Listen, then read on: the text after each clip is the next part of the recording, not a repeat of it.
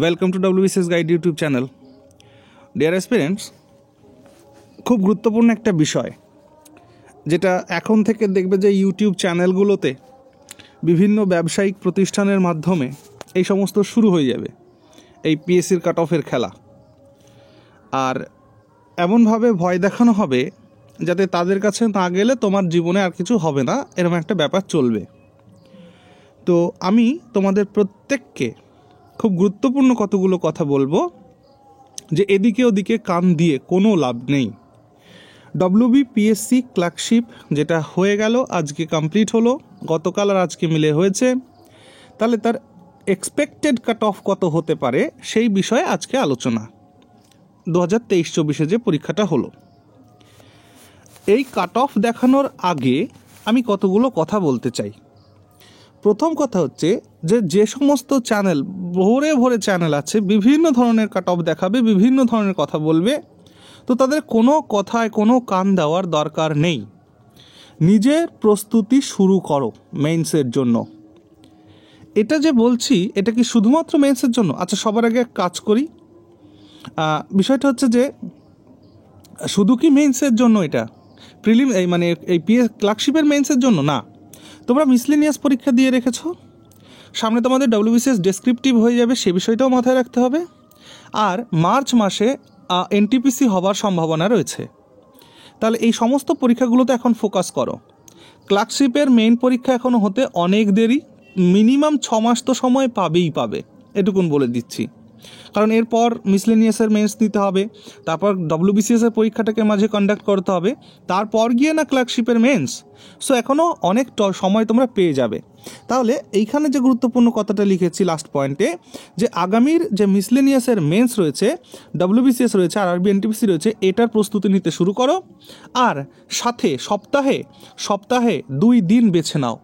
সপ্তাহে 2 দিন বেছে নিয়ে রাইটিংসের প্র্যাকটিসটা শুরু করো। এই রাইটিংসের প্র্যাকটিস তোমার মিসলেনিয়াসের ক্ষেত্রে গুরুত্বপূর্ণ ভূমিকা পালন করবে, সাথে WBCS-এর জন্য ভূমিকা পালন করবে। আর আনুষঙ্গিক জিকে, ম্যাথ, রিজনিং যা কিছু পড়ার, এটা NTPC-র জন্য পড়ো। ওকে, নাও দেখো, এই মেইনসের প্রস্তুতি আগামী দিনের সব পরীক্ষাতেই লাগবে। যেটা বলছি, এখানে আমি যেটা কাট অফ বলবো তেমনই যাওয়া উচিত, এর বেশি নয়। আই রিপিট, এর বেশি নয় যে কাট অফ আমি এখানে দেখাবো। কিছু গাঁজাখোর ইউটিউব চ্যানেল আমি দেখলাম, যে সেজন্যই আমার এই ভিডিওটা করা। আদারওয়াইজ তুমি দেখবে আমার চ্যানেলে কোনো কাট অফ এই রিলেটেড কোনো ভিডিওস আমি জেনারেলি করি না। তবু আজকে করতে বাধ্য হলাম এই কারণে, যাতে ছেলেমেয়েরা বিভ্রান্ত না হয়। ওকে, বিষয়টা হচ্ছে যার যা মনে আসছে সে সেরকম কাট অফ বলে দিচ্ছে। গতবারের ক্লার্কশিপ পরীক্ষা যেটা 19 সালে হয়েছিল, তার আর এবছরের পরীক্ষার মধ্যে অনেক তফাৎ। সেই সময়ের কোয়েশ্চেন প্যাটার্ন আর এই বছরের কোয়েশ্চেন প্যাটার্নের মধ্যে আকাশ পাতাল তফাৎ বলতে পারি আমরা।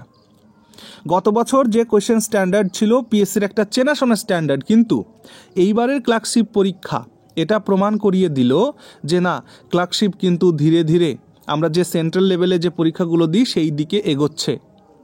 যে ধরনের জিকে পরীক্ষাতে এসছে, যে ধরনের ম্যাথ এসছে, যে ধরনের ইংলিশ এসছে। ওকে, এবার একটা বিষয় কি, যার কাছে যে বিষয়টা যে ভালো পারে তার কাছে সেটা সহজ লাগবে, এটা কোনো ব্যাপার নয়। তো এটা কজন, হাতে গোনা কজন, খুবই অল্প। শুনে রাখো, তোমাদের ভ্যাকান্সি এই ক্লার্কশিপ পরীক্ষাতে আমি বলে দিচ্ছি 7000+ ভ্যাকান্সি থাকবে। 7000+ ভ্যাকান্সি থাকবে, মিলিয়ে নিও আমার কথা। যদিও পিএসসি বলার চেষ্টা করেছিল যে ওদের 5000 সামথিং একটা ভ্যাকান্সি, কিন্তু ওটা থাকবে না, 7000+ ভ্যাকান্সি থাকবে। এটা কিন্তু আমি জেনুইন সোর্স থেকে জেনুইন তথ্য নিয়ে কিন্তু তোমাদেরকে এটা বলছি, হাওয়ায় কথা বলছি না কিন্তু।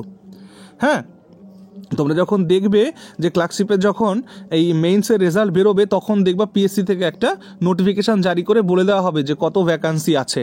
তো 7000, মিনিমাম 7000 ধরে চলো, মিনিমাম, ম্যাক্সিমাম 8000ও হয়ে যেতে পারে, আমি বলছি। তো মিনিমাম 7000 ভ্যাকান্সি কিন্তু তোমরা পাবেই, মানে গত বছর যা ছিল সেরকমই পাবে। তো গত বছরের কোয়েশ্চেন প্যাটার্ন আর এই বছরের কোয়েশ্চেন প্যাটার্নের মধ্যে অনেক তফাৎ আছে। এবার একটা কথা শুনে রাখো, যারা দীর্ঘদিন ধরে পড়াশুনো করে তারা তো চাকরি পেয়ে গেছে বিভিন্ন ধরনের, তাদের যখনই কেউ চাকরি পেয়ে যায় তখন কিন্তু আর সে রেগুলার পড়াশুনোর মধ্যে থাকে না।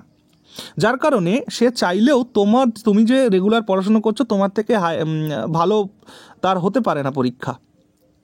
Understanding my point? ওকে, নাও এটাই আমার বলার। আরেকটা কথা তোমাদের বলে দিই যে ব্যবসায়িক প্রতিষ্ঠান থেকে দূরে থাকো। কি করবে এখন? ব্যবসায়িক প্রতিষ্ঠান থেকে দূরে থাকতে হবে। প্রথম কাজ কি, কোথা থেকে প্র্যাকটিস করবে? কি প্র্যাকটিস করবে? আচ্ছা ভাই, ক্লাস 10-এর গ্রামার বই বাড়িতে আছে সকলের, যদি না থাকে কিনে নাও। এই ক্লাস 10-এর যে কোনো গ্রামার বই থেকে ইংরেজি আর বাংলার যে রাইটিংসগুলো আছে সেটা প্র্যাকটিস করো। সপ্তাহের 2 দিন বেছে নাও, সেই 2 দিনে প্র্যাকটিস করো, রাইটিংয়ের প্র্যাকটিস করো। ওকে, এবার আসো আমি কাট অফটা তোমাদের দেখাই। এর বাইরে হবে না ভাই। যেটা দেখছো ইউআর 55 থেকে 60, ওকে, ইউআরের কাট অফ 55 থেকে 60, এর বেশি হওয়ার সম্ভাবনা নেই। ওবিসি এ 45 থেকে 50, এর বেশি হওয়ার সম্ভাবনা নেই। ওবিসি বি 50 থেকে 55, এর বেশি হওয়ার সম্ভাবনা নেই। এসসি 45 থেকে 50-এর মধ্যে থাকবে। ওকে, এসটি 35 থেকে 40-এর মধ্যে থাকবে, এটা আরও কমও যেতে পারে। আর এর সঙ্গে +-2 করে চলো। তো দেখো এর বাইরে কিন্তু আর কাট অফ হাই যাওয়ার কোনো চান্স এবছর নেই। ওকে, সো এই রেঞ্জের মধ্যে যাদের মনে হচ্ছে যে আমাদের এই মার্ক থাকবে, তাহলে অবশ্যই তোমরা রাইটিংসের প্র্যাকটিস শুরু করে দাও। রাইটিংসের প্র্যাকটিস শুরু করো। ক্লাস 10-এর গ্রামার বই কেনো? আমার কথা শুনে মনে হচ্ছে ক্লাস 10-এর আবার কি, এটা একদমই ভুল ভাবছো তোমরা। ক্লাস 10-এর একটা বাংলা বই কেনো, ক্লাস 10-এর একটা গ্রামার বই কেনো। ওকে, বা তোমরা বইয়ের দোকানে গিয়ে বলো যে রাইটিংসের জন্য ভালো কি বই আছে মার্কেটে, কেনো না, 2 বই কেনো। এবার বুঝতে পারছো আমার কথাটা? তো সেখান থেকে নিজেরা প্র্যাকটিস শুরু করো। কাট অফ আমি যেটা বললাম এটাতে মাথায় রাখো। ধরো ধরো ধরো আমি তো আর ভগবান নই, এই কাট অফ আমি বললাম, এবার এই কাট অফ দেখা গেল মিলল না, এমন তো হতে পারে। তো তার জন্য কি তুমি যেটা লার্ন করলে, তুমি যেটা শিখলে, আমি তো সপ্তাহে তোমায় 2 দিন বেছে নিতে বলেছি, তারপর রেজাল্ট আউট হলে তো সব ক্লিয়ারই হয়ে গেল। তো এই যে সপ্তাহে 2 দিন আমি তোমাকে রাইটিংস প্র্যাকটিস করতে বলছি, এতে তোমার কোনো ক্ষতি হবে কি? ক্ষতি হবে না। তোমার মিসলেনিয়াস রয়েছে, তোমার WBCS রয়েছে, এখানে কাজে লাগবে কি না এই বিষয়গুলো? যা যা এখানে করবে সেটা কাজে লাগবে তো? তাহলে একটা রিপোর্ট লিখতে হবে, একটা প্রেসি লিখতে হবে, আর ট্রান্সলেশন করতে হবে, বাংলাতেও তাই করতে হবে।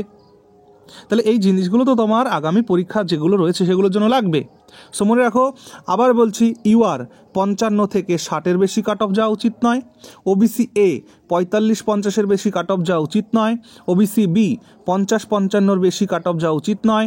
এসসি 45-50-এর বেশি কাট অফ যাওয়া উচিত নয়।